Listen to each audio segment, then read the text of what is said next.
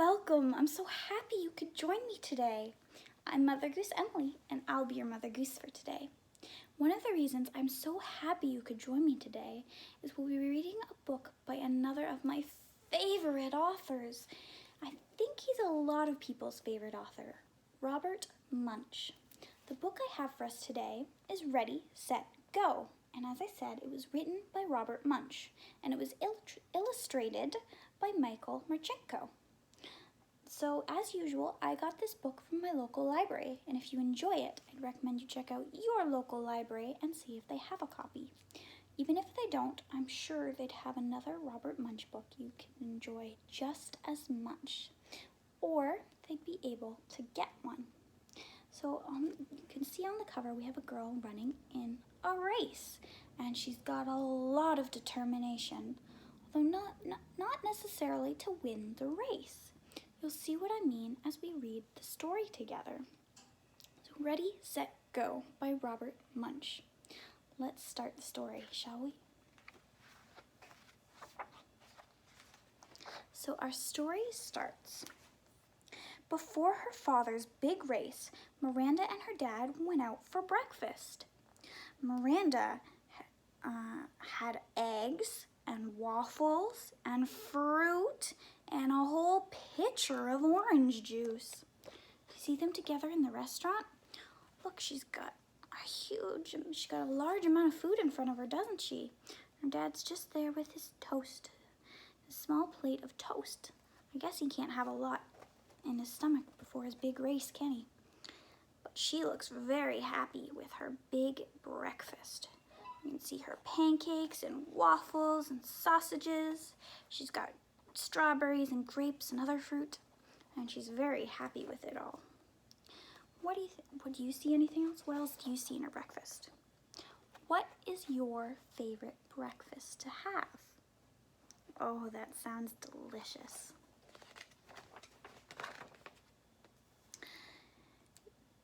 Then they were late for the race because Miranda had to stop 5 times to go to the bathroom.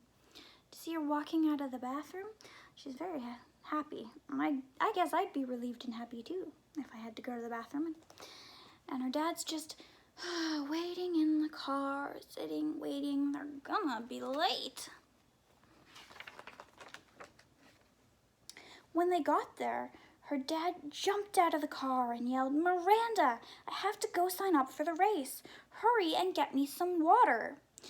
If I don't drink something before the race starts, I'll never finish."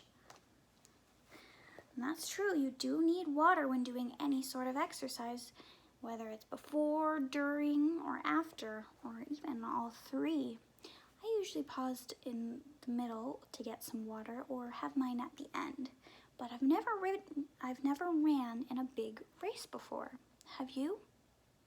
Well, you very well could need water before you start. It sounds like a good idea to me.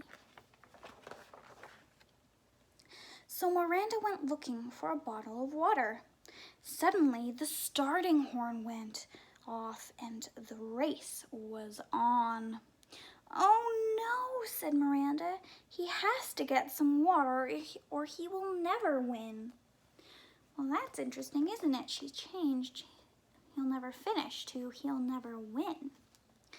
Look, the horn's going off. Look how loud it is. It's startling the birds in the sky. Everyone's ready to start. They've got their game faces on. What's Miranda going to do? Do you know? She found a bottle of water and ran up the road looking for her father. The first person she saw was walking. His face was green, and he looked like he was going to fall over. Miranda decided not to ask him if he had seen her dad. She just kept going. That seems smart, doesn't it? Because, oh boy, he really doesn't look well, does he? She's right, his face is green. Well, I'd probably have done the same thing, not bothered him and just kept going. Or maybe I'd have asked if he was okay, but still. At least he's still going at this race. even if he is having to walk it. Although it's okay to take time off too if you're not able to finish. Miranda caught up to the next runner. He was a regular sort of runner and was not green at all. Miranda said, "Have you seen my dad? His name is Peter." "Go away, kid," said the man. "Pipsqueaks don't belong in this race." So Miranda kept going. Well, that's rude, isn't it? Well, maybe he's just tired because of all the running. His face is awfully red, don't you think? It can get that way when you're doing a lot of exercise.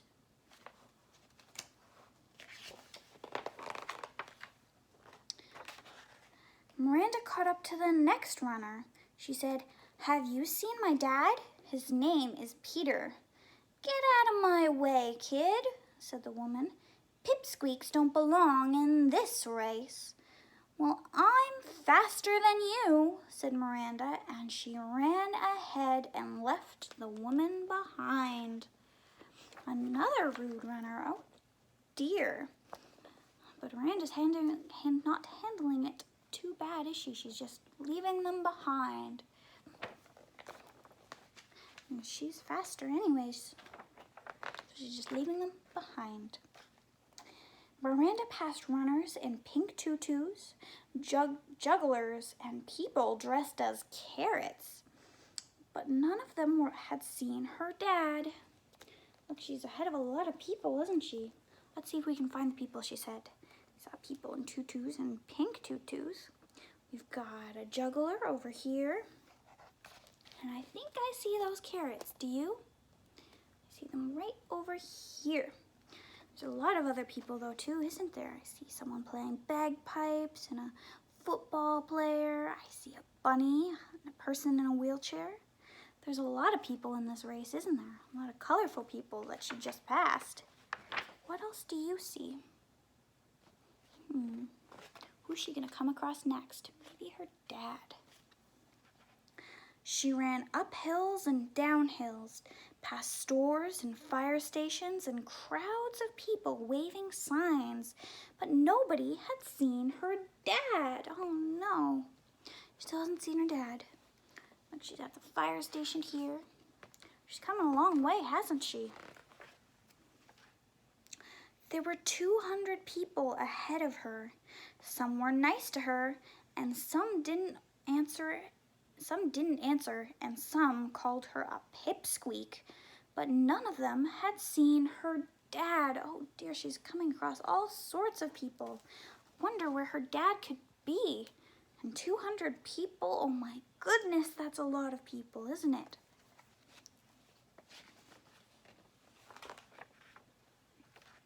Finally, Miranda came to a man who was running very fast.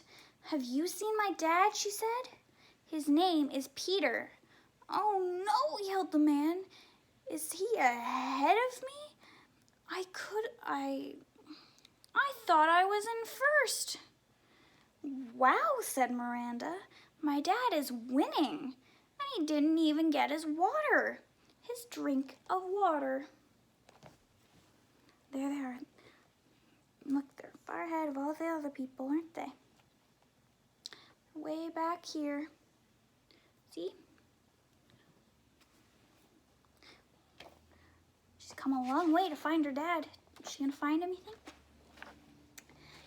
Finally, she came to the finish line, but she still didn't see her father. Suddenly, a bunch of people grabbed her, lifted her up into the air. Look, why do you think they lifted her up in the air? Can you think of a reason? Can you tell me? It looks like she won the race. She crossed the ribbon first. There's the man who thought he was in first behind her, just struggling and trying to catch up. They cheered, "She wins! The little pipsqueak wins!" And they would not put her down. Miranda yelled, "Has anybody seen my dad? His name is Peter."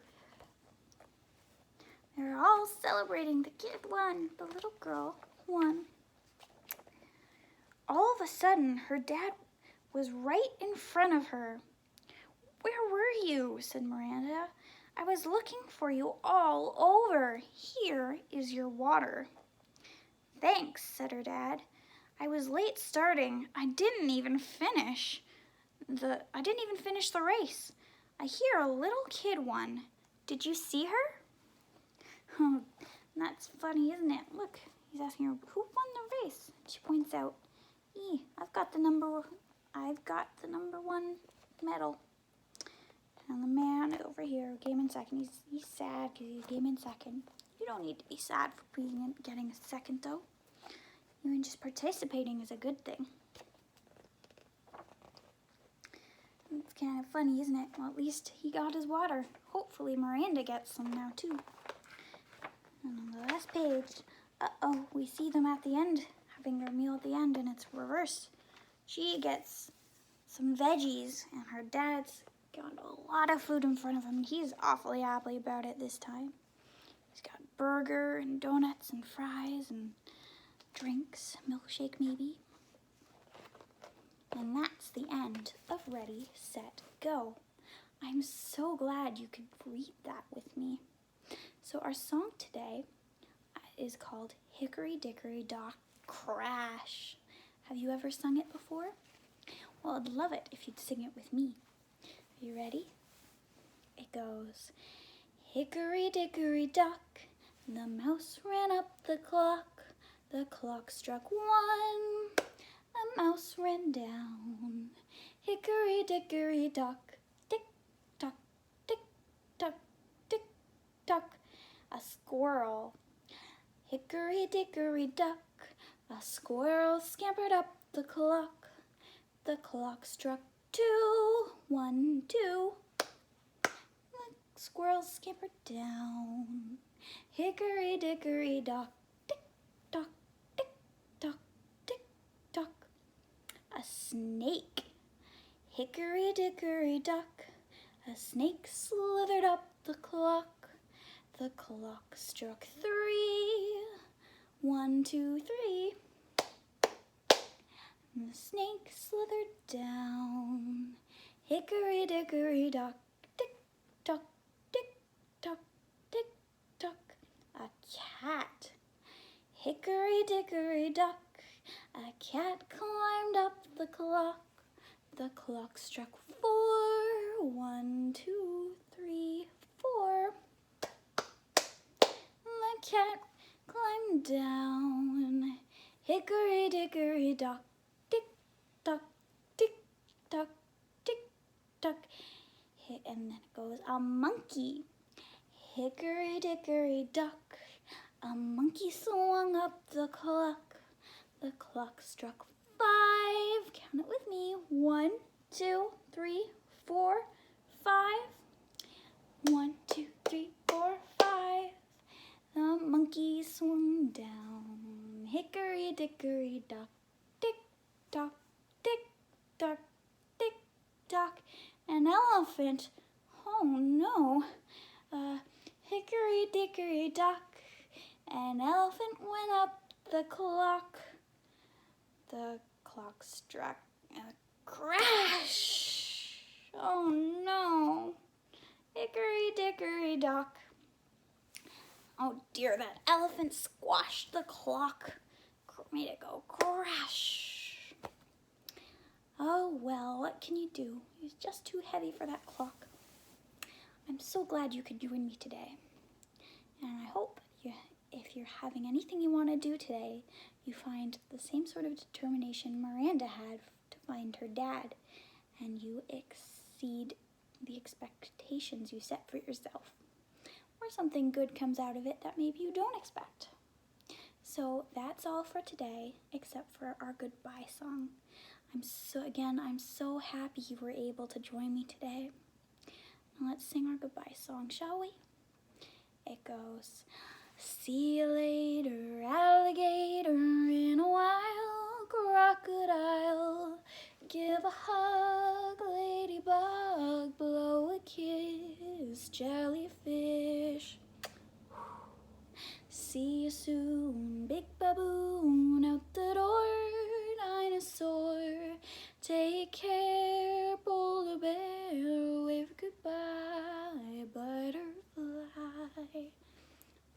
butterfly. I'll see you again soon.